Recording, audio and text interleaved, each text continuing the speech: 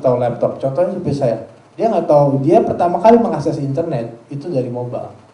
Jadi ada jargonnya itu di dunia marketing, ada disebutnya mobile first market, which is adalah market yang banyak penggunanya dari mobile dulu atau nanti nextnya baru ke PC. Nah, jadi kita harus men-challenge something, ini sudah mobile ready nggak? Kalau kita misalnya buat sebuah website, sudah mobile ready nggak? Terus dari mobile bisa ngapain? Bisa kirim SMS.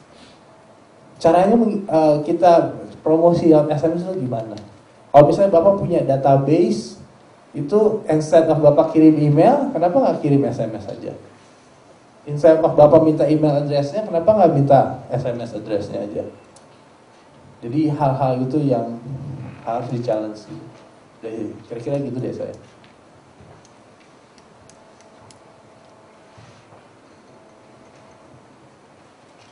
Ini sangat menarik sekali nih. Masa nggak ada yang tanya lagi? Silakan. Tentang mobile untuk small medium enterprise mungkin? Kalau nggak ada, aku nanya tambah satu ya, titipan. Oh ada, nggak kelihatan. Oh, karena pilar sih. Mari. Terima kasih sebelumnya. Nama saya Ovi. Saya mau bertanya beberapa hal. Ada dua sih sebenarnya. Yang pertama, tadi kan dari presentasi yang disampaikan tadi itu kan kebanyakan Indonesia tuh lebih ke sosial medianya gitu. Kita aktif di sosial medianya. Padahal aplikasi mobile kan sebenarnya nggak cuma untuk sosial aja. Apalagi di luar memang tidak terlalu banyak gitu. Tidak sebanyak porsinya dengan di Indonesia. Malah justru di luar nggak cuma sosial media seperti apa ya, pokoknya segala macam bisa dilakukan dengan handphone gitu. Seperti banyak aplikasi-aplikasi di iPhone lah contohnya, yang kayaknya dengan handphone aja udah bisa ngelakuin apa aja, udah bisa belanja, udah bisa segala macam gitu. Nah sementara di Indonesia kan hanya sosial media aja gitu yang aktif gitu. Nah yang mau saya tanyakan, bagaimana potensi penggunaan aplikasi-aplikasi semacam itu di Indonesia nantinya, gitu, kedepannya seperti apa. Terus yang kedua, sekarang kan baru ada platform baru yang Android itu. Nah di situ kan sebenarnya memungkinkan banyak hal. Yang pertama itu developernya karena itu free, dan apa ya, Google Code gitu itu lebih banyak dikembangkan oleh developer yang di Indonesia lah gitu. Terus yang kedua mungkin itu nanti bisa memungkinkan dibangunnya aplikasi-aplikasi oleh developer yang kebanyakan akan melakukan coding dengan Google Code itu. Nah itu bagaimana potensinya yang tadi itu aplikasi selain sosial media, dan yang kedua tentang Android itu sendiri. Terima kasih. Oke, saya sangat setuju sama Ovi. Ini karena hari ini kita topiknya sosial media, jadi saya banyak heavy-nya di sosial media. Saya nggak ngasih cerita tentang yang lain. Mobile itu sebenarnya hanya tools saja, dan tools untuk marketing kalau di konteksnya itu sebenarnya banyak tools lain gitu kan. Sebenarnya ini makanya at the end is about content. Content is the king. Kenapa industri digital di luar itu sangat advance? Karena kontennya itu sangat banyak yang kita bisa gunakan di sehari-hari. Contoh, ibu saya Pak, ibu saya sekarang tinggal di Itali. Dulu, saya lahir di Bandung, jadi ibu saya tinggal di Bandung. Di Bandung dia nggak pernah internetan Pak, karena buat dia internetan buat ngapain? Sekarang saya terakhir ke Itali, ternyata udah savvy banget, dia udah pakai BlackBerry, dia udah pakai. Terus ngapain? Dia bayar listrik, dia belanja, itu dia udah ada semua konten-konten atau aplikasi yang sebenarnya sudah bisa gitu kan. Nah itu, kalau di Indonesia mau hidup, itu kita harus menggunakan mobile untuk segala sektor gitu kan. Dan sekarang tentunya yaitu kita harus encourage developer untuk mereka meng-create aplikasi atau konten-konten itu. Nah, the problem is di Indonesia, satu, payment system is a big problem di Indonesia.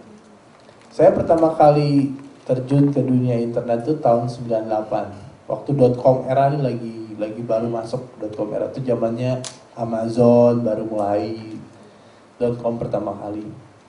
Nah, dari tahun 98 saya sering ngobrol nih sama Koninfo. Adalah namanya, nggak usah dibilang. Sekarang saya sering ngobrol. Janjinya sama aja tuh, nggak pernah kejadian gitu. Mobile payment system kita tuh problem. Di Europe atau di mana, itu tuh udah Amazon itu udah sangat mudah untuk melakukan transaksi online. Karena sistem ini kayak eBay, insurance sistemnya jalan.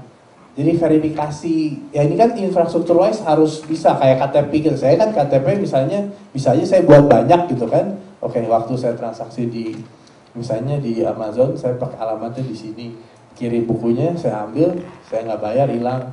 Nah, jadi banyak faktor yang tidak mendukung sebuah payment system. Terus banknya juga masih belum berpikir digital. Dan di situ yang terjadi, ya akhirnya saya juga kasihan sama developer. Oke, mereka kan membuat app ini at the end untuk bisnis, tapi kalau mereka tidak bisa menguangkan gimana? Jadi si developer is satu. Jadi kalau kita ngebangun sebuah industri, ini semua harus hidup nih. Si industri bankingnya siap nggak e-commerce ready? Developernya siap. Kalau saya sekarang developer udah bagus-bagus nih.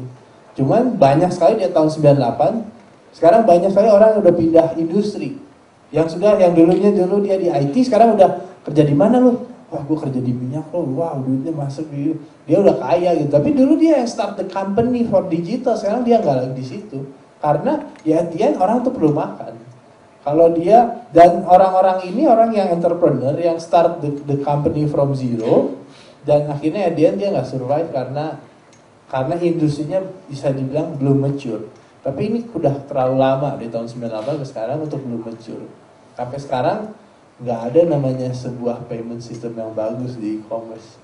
Ada yang terjadi beberapa, tadi saya ketemu Yoga, mana Yoga ya? Yoga dicabut kali ya. Dia lagi buat sebuah payment system namanya ipaymu.com. Itu salah satu yang bagus. Jadi akhirnya perusahaan-perusahaan kecil ini yang membuat sistem payment.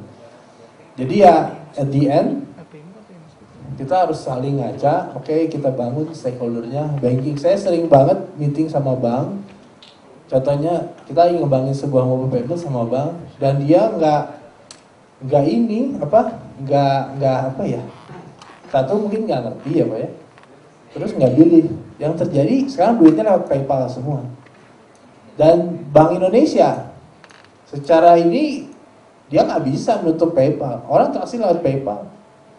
Tapi secara rules untuk e-money-nya kompleks gitu kan. Jadi so it's it's really complex.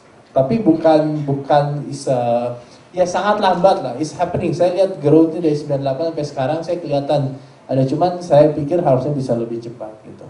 Jadi sebenarnya bukan masalah bukan masalah developer banyak baru mereka buat. Tapi at the end mereka harus makan, dapurnya harus kepul. Kalau misalnya secara infrastruktur mereka nggak bisa, ya akhirnya mereka harus pindah industri.